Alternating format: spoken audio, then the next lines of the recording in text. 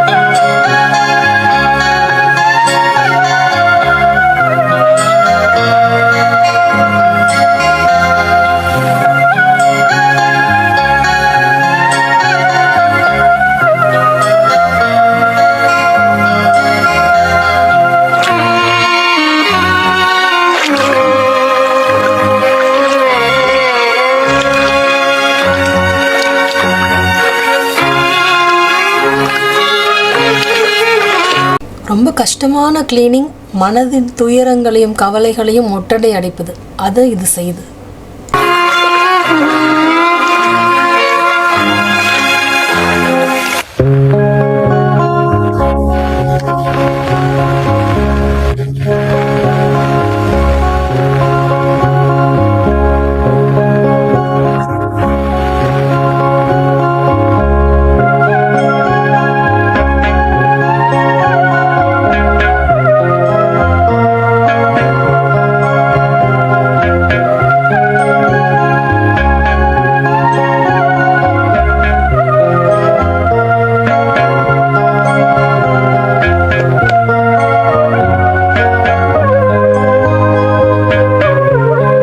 நம்மளுடைய இதயத்துல நமக்கே தெரியாத புண்கள், காயங்கள் இருந்தா அதை கூட ஆற்றிவிடும்.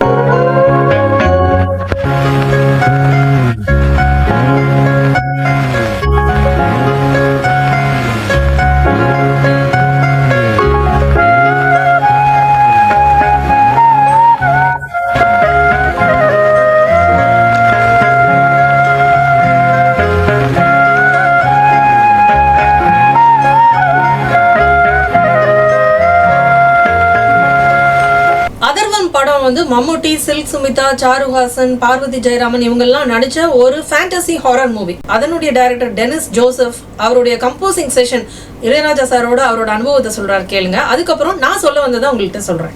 ഇളയരാജ എന്ന് പറയുന്ന ആള് ഒരു മലയാള സിനിമയ്ക്ക് ചിന്തിക്കാൻ പോലും വയ്യാത്ത അത്രയും വലിയ പ്രതിഫലത്തുക വാങ്ങുന്ന ആളായിട്ട് എനിക്ക് എൻ്റെ ഊഹം ശരിയാണെങ്കിൽ 88-ലെ അഥർവത്തിന്റെ ബഡ്ജറ്റ് എന്ന് പറയുന്നത് 22 ലക്ഷം രൂപയ്ക്ക് തീർക്കാനാണ് ഇരിക്കുന്നത്. ഇളയരാജ എന്ന് പറയുന്ന ഒരു മ്യൂസിക് ഡയറക്ടർ മാത്രം അക്കാലത്ത് തമിഴിൽ മേടിക്കുന്ന ശമ്പളം 10 ലക്ഷം രൂപയാണ്. പുള്ളി എൻ്റെ അടുത്ത് ചിരിച്ചിട്ട് ചോദിച്ചു, ഇതെങ്ങനെ മലയാളത്തിന് അഫോർഡ് ചെയ്യാൻ പറ്റും നിങ്ങളുടെ സിനിമയ്ക്ക്? ഇത് ശമ്പളം എത്ര രൂപയെന്നറിയോ? സാറിൻ്റെ ശമ്പളം അഫോർഡ് ചെയ്യാൻ പറ്റുന്നില്ല, പക്ഷേ ഞങ്ങളുടെ സിനിമയ്ക്ക് സാറിൻ്റെ മ്യൂസിക് അത്യാവശ്യമാണ്. ഇങ്ങനെ മുഖത്ത് നോക്കി പറഞ്ഞപ്പോൾ അദ്ദേഹം ഒന്ന് ചിരിച്ചു. അങ്ങനെ 2 ദിവസം കഴിഞ്ഞിട്ട് ഒരു കമ്പോസിങ് ഡേറ്റ് പറഞ്ഞു.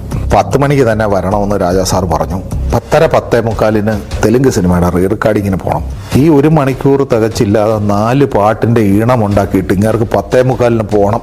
ഞാൻ ആകെ പാടെ വെപ്രാളത്തിലായി. ഞാൻ എന്തെങ്കിലും ഒരു ട്യൂൺ കെട്ടിവെച്ച് നമ്മളെ തലയിലാക്കിയിട്ട് നമ്മളിങ്ങനെ ഒരു ഭ്രമത്തിൽ വന്നവരാന്ന് തെറ്റിദ്ധരിച്ച് പുള്ളി പറഞ്ഞു, നമുക്ക് പറ്റാത്തതാണെങ്കിൽ നമുക്ക് സോറി പറഞ്ഞ് പോരാം. അപ്പോൾ അദ്ദേഹം എൻ്റെ അടുത്ത് ചോദിച്ചു, സിൽക്ക് സ്മിതയുടെ പാട്ടിന് മലയാളത്തിലൊരു സാമ്പിൾ പാട്ട് പറയാനുണ്ടോ? അപ്പോൾ ഞാൻ പറഞ്ഞു, പൂന്തേനരുവി എന്ന് പറഞ്ഞ ദേവരാജൻ്റെ അത് പറഞ്ഞ് പെട്ടെന്ന് ഒറ്റ സെക്കൻഡ് കൊണ്ട് പുഴയോരത്തിൽ എന്ന് പറയുന്ന പാട്ടിൻ്റെ ഈണം പുള്ളി പാടി. അതായത് ഞാൻ സിറ്റുവേഷൻ പറഞ്ഞ് നാക്ക് വായിലിട്ട് 2 സെക്കൻഡിനുള്ളിൽ ഈ ഈണം പുള്ളി പാടി. ഇതിൽ ഇനി ഒരു ഓൾട്ടർനേഷൻ നമുക്ക് പറയാനില്ല. ഞങ്ങൾ പറഞ്ഞ് ഈ ട്യൂൺ ഇത് മതി, ട്യൂൺ മതി. ഞങ്ങൾ ശരി, അടുത്ത സിറ്റുവേഷൻ ഏത്? അടുത്ത 10 സെക്കൻഡിനുള്ളിൽ പുള്ളി അതിൻ്റെ ഈണം ചെയ്തു. അങ്ങനെ 4 പാട്ട് കമ്പോസ് ചെയ്യാൻ അരമണിക്കൂറിൽ താഴെ മാത്രം സമയമെടുക്കുകയും ഇളയരാജ എന്തുകൊണ്ടാണ് ഇളയരാജ എന്നുള്ളത് ഞങ്ങൾക്ക് അനുഭവിച്ചറിയാൻ പറ്റിയ ഒരു അവസരം. அதர்வன் படத்துடைய டைரக்டர் டென்னிஸ் ஜோசப்க்கு ஒரு மென்டர் மாதிரி இருந்தவர் ப்ரொடியூசர் இராலி. ஒரு கட்டத்துல ப்ரொடியூசர் இராலி கொஞ்சம் பண கஷ்டத்துல இருக்காரு. ஒரு ஃபினான்ஷியல் கிரைசிஸ்ல இருக்கும்போது அவருக்கு உதவணும் அப்படின்றதுக்காக தான் டென்னிஸ் ஜோசப் அவரோட சேர்ந்து ஒரு படம் இயக்க முன் வராரு. அப்போ கூட அவருக்கு 2 சாய்ஸ் கொடுக்குறாரு. கோட்டையும் மாதிரியான ஒரு மசாலா மாதிரி ஒரு படத்தை எடுக்கலாம், அது ஹிட் அடிக்க அதிகம் சான்ஸ் இருக்கு அப்படின்னு சொல்றாரு. ஆனா கஷ்டத்துல இருக்கும்போதும் அந்த ஹிராலி ஒரு சினிமாவுக்கு ஒரு நல்ல படைப்பை கொடுக்கணும், நல்ல படத்தை எடுக்கணும் அப்படின்னு நினைச்சு இந்த அதர்வத்தை சூஸ் பண்றாரு. யூஸ்வலா தன்னோட படத்துக்கு டெனிஸ் ஜோசப் மியூசிக் டைரக்டர் ஷியாம் மூலமா இசையமைப்பாரு. ஆனா அந்த காலகட்டம் ராஜா சார் பீக்ல இருந்த காலகட்டம். அவருடைய மியூசிக்கை பார்த்து ரொம்ப இம்ப்ரெஸ் ஆகி டெனிஸ் ஜோசப் இந்த படத்துக்கு ராஜா சார் வந்தா ரொம்ப நல்லா இருக்குமே அப்படின்னு நினைக்கிறாரு. எப்படியோ முயற்சி செய்து அவருடைய நம்பரை தேடி கண்டுபிடிச்சு ராஜா சாருக்கு போன் பண்றாரு. ஆனா தமிழ்லயும் தெலுங்குலயும் ரொம்ப பிஸியா இருக்கிறதுனால மலையாளத்து பக்கம் திரும்ப கூட பாக்குறதுக்கு இப்போ முடியவே முடியாது, ரொம்ப கஷ்டம் அப்படின்னு ராஜா சார் பதில் சொல்றாரு. இருந்தாலும் நீங்க இதுக்கு முன்னாடி என்னென்ன படம் பண்ணிருக்கீங்க அப்படின்ட்டு கேக்குறாரு. அதுக்கு டெனிஸ் ஜோசப் நான் நிறக்கூட்டு நியூ டெல்லி எல்லாம் பண்ணிருக்கேன் அப்படின்னு சொன்னோன்னு ராஜா சார் நியூ டெல்லி பண்ணிருக்கீங்களா அப்படின்னு ஆச்சரியமா கேட்டுட்டு, நியூ டெல்லி அவருக்கு ரொம்ப மனசுக்கு நெருக்கமான படம், அது அவர் பண்ணிருக்காரு அப்படின்ற ஒரே ரீசனுக்காக சரி நம்ம சந்திக்கலாம் அப்படின்ட்டு ஒரு அப்பாயின்மெண்ட் கொடுக்குறாரு. ராஜா சாரை சந்திக்கும் போது டெனிஸ் ஜோசப் சொல்றாரு அதர்வத்துக்கு முழு பட்ஜெட்டே 22 லட்சம் தான் அப்படின்னு சொல்றாரு. ஆனா அந்த சமயத்துல ராஜா சாருடைய சம்பளம் 10 லட்சம் ரூபாய். ராஜா சார் கேக்குறாரு என்னுடைய சம்பளம் என்னன்னு தெரியுமா உங்களுக்கு? தெரியும், உங்களுடைய சம்பளம் 10 லட்சம் ரூபாய், பட்ஜெட்டே 22 lakhs தான். இங்க உங்களுடைய சம்பளத்துல 1/10 கூட என்னால கொடுக்க முடியாது அப்படின்னு வெளிப்படையா சொல்றாரு. அவருடைய அந்த சின்சியரிட்டியும் அந்த நேர்மையும் ராஜா சாருக்கு ரொம்ப பிடிச்சு போச்சு. அந்த படத்துடைய அமைப்பும் அவருக்கு ரொம்ப பிடிச்சிருந்தது. அதனால சரி பரவாயில்ல, நீங்க மியூசிக் டைரக்டர் ஷியாம்க்கு என்ன கொடுப்பீங்க அப்படின்னு கேக்குறாரு. மியூசிக் டைரக்டர் ஷியாம்க்கு நாங்க 50,000 ரூபாய் கொடுப்போம் அப்படின்ட்டு இவர் தயங்கி சொல்றாரு. அந்த 50,000 எனக்கு கொடுக்க முடியுமா அப்படின்னு ராஜா சார் கேட்கிறாரு. தாராளமா செய்யலாம் அப்படின்னு சொல்லிட்டு 50,000க்கு அதர்வத்துக்கு அவர் இசையமைக்கிறாரு. அந்த கதை அமைப்பும் அந்த படமும் அவருக்கு பிடிச்சிருக்கு, நெஞ்சத்துக்கு நெருக்கமா இருக்கு என்ற ஒரே காரணத்துக்காக. ராஜா சாருடைய இதயம் கலைக்காக அர்ப்பணிக்கப்பட்டது. நல்ல படைப்புகள் சினிமாவுக்கு வரணும், நல்ல கலைஞர்கள் வாழணும் அப்படின்ற ஒரு நல்லெண்ணம் அவரோட மனசுல எப்பொழுதுமே பணத்தை விட ஒரு படி அதிகமா மேலோங்கி இருக்கு அப்படின்றதுக்கு இது ஒரு முக்கியமான சான்று. இந்த பதிவுக்கு ஹை பாயிண்ட்ஸ் கொடுத்து ராஜா சார் ரசிகர்களுக்கு ஷேர் பண்ணுங்க. தொடர்ந்து பயணிக்க சேனலை சப்ஸ்கிரைப் பண்ணி பெல் பட்டனையும் ஆல் பட்டனையும் அழுத்தி வச்சிடுங்க.